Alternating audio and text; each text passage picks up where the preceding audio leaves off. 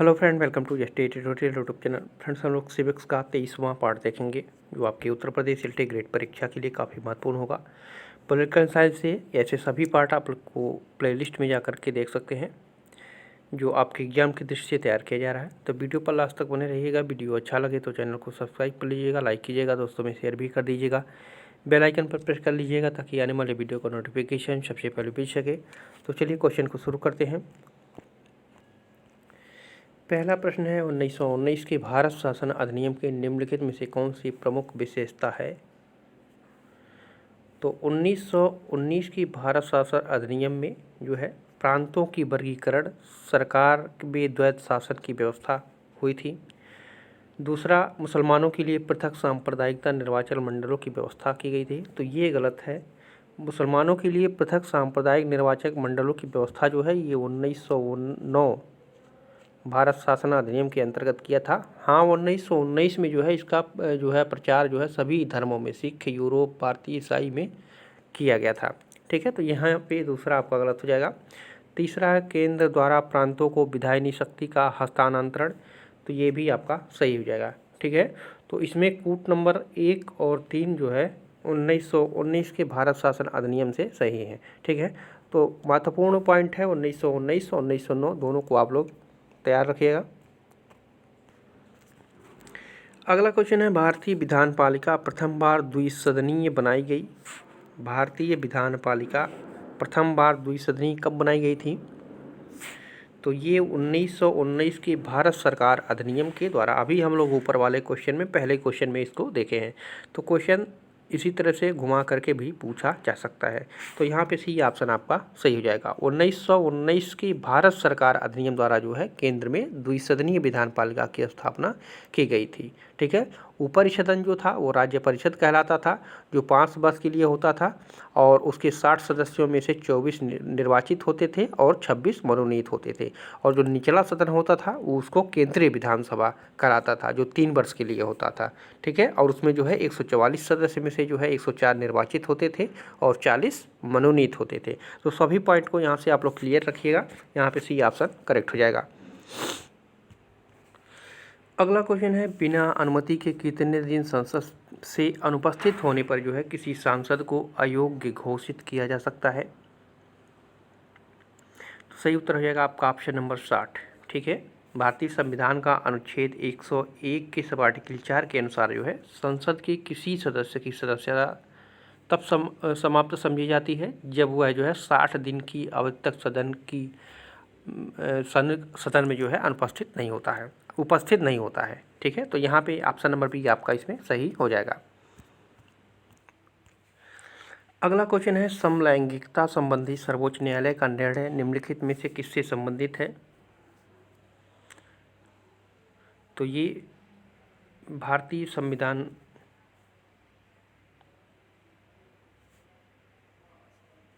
का अनुच्छेद 377 हो जाएगा। ठीक है, 6 सितंबर 2018 को सर्वोच्च न्यायालय की 5 सदस्यीय संवैधानिक पीठ ने विभिन्न याचिकाओं पर सुनवाई करते हुए आईपीसी की धारा 377, ठीक है, को आंशिक रूप से असंवैधानिक घोषित किया। और आईपीसी की धारा 377 जो है अप्राकृतिक यौन अपराधों से संबंधित है। तो यहाँ पे आप लोग कह सकते हैं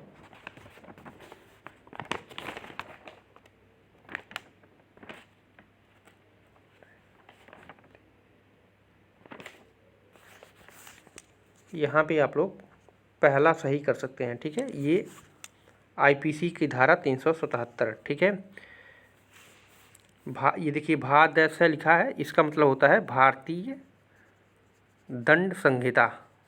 ठीक है, भारतीय दंड संहिता 377 के द्वारा, इसको आप लोग याद रखिएगा। यहाँ पे गलत हो गया है, पी वाला ऑप्शन नहीं होगा।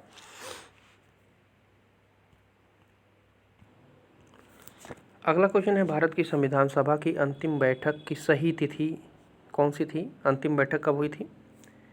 तो आप लोग जानते होंगे 26 नवंबर 1949 को जो है अंतिम बैठक हुई थी।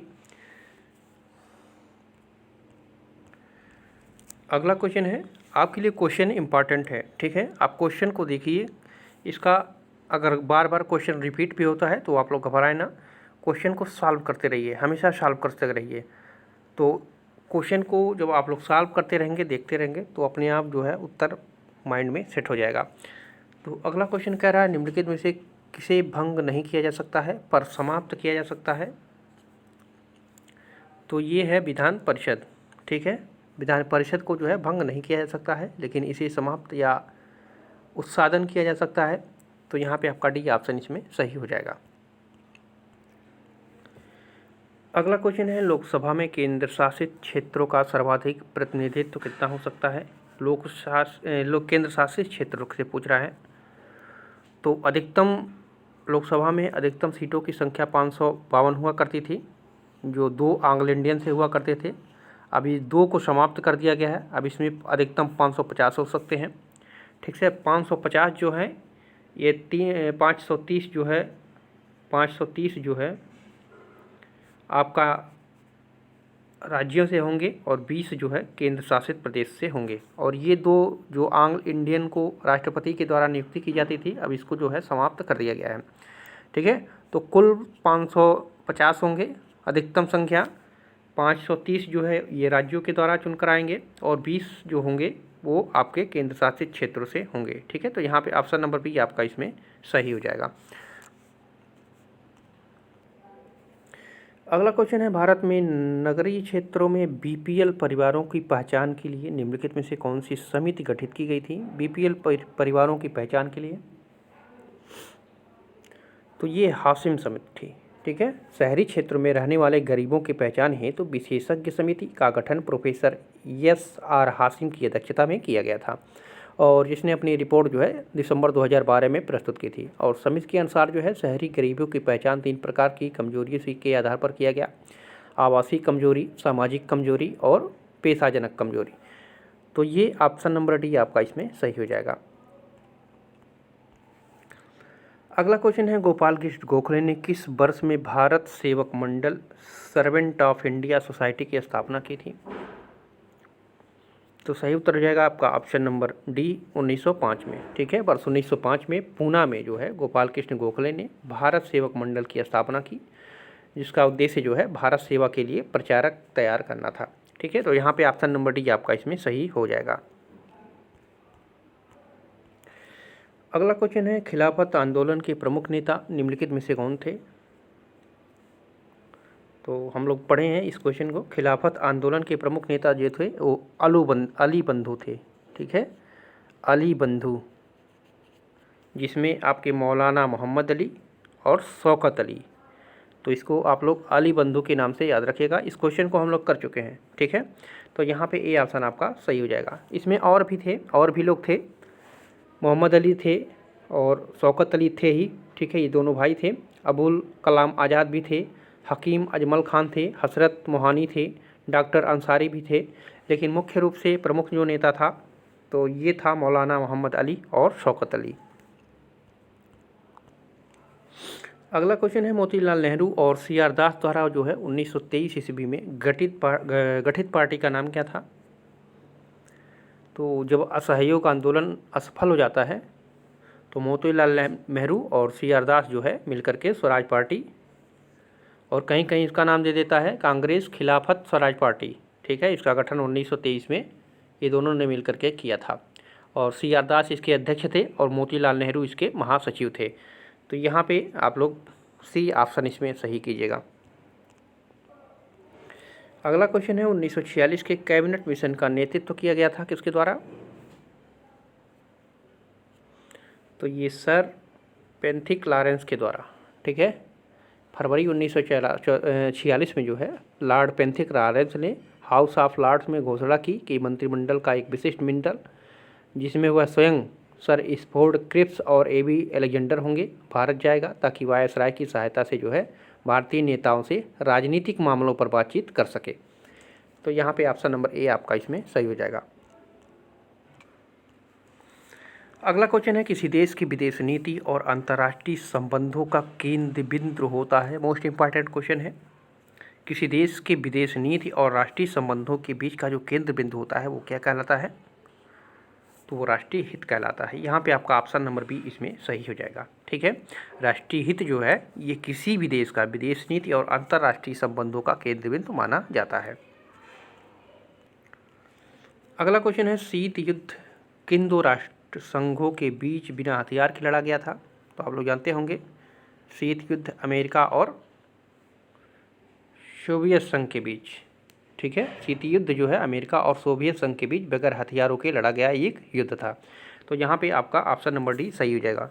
आप लोगों को कमेंट करना है कि शीत युद्ध कब हुआ था, और आप लोग ज़रूर कमेंट कीजिएगा। कमेंट करेंगे, प्रश्न को खोजेंगे, आंसर आपके दिमाग में फीड हो जाएगा। ठीक है, तो सभी लोग, जितने भी लोग देखेंगे, आप लोग कमेंट कीजिएगा कि शीत युद्ध कब हुआ था और कब समाप्त हुआ था। ठीक है, अगला क्वेश्चन है, शीत युद्ध कब समाप्त हुआ? लीजिए, समाप्ति का तो क्वेश्चन आ गया, आप लोग को बताना है कि कब प्रारंभ हुआ था। तो समाप्त कब हुआ था? 1991 में। ठीक है, सोवियत संघ का विघटन के बाद जो है 1991 में शीत युद्ध जो है समाप्त हो गया था, सोवियत संघ के विघटन के बाद। इसको भी आप लोग, इस पॉइंट को भी आप लोग याद रखिएगा। डी ऑप्शन इसमें आपका सही हो जाएगा। अगला क्वेश्चन है, the cold war retrospect and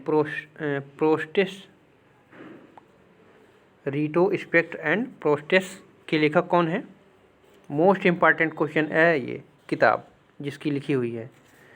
तो ये है आपका फ्रेडरिक एल सुमेन का, और इसी पुस्तक में जो है कोल्ड वार के विषय, शीत युद्ध के बारे में बात कही गई है। इसको भी आप लोग याद रखिएगा, बहुत ही महत्वपूर्ण पुस्तक है। ठीक है, इसमें जो है शीत युद्ध के विषय में जो है वर्णन किया गया है।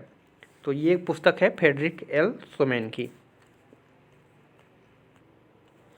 अगला क्वेश्चन है, याल्टा सम्मेलन कब हुआ था? याल्टा सम्मेलन मोस्ट इम्पॉर्टेंट है, ये भी कई बार प्रश्न पूछा जा चुका है, पूछा भी जाता है।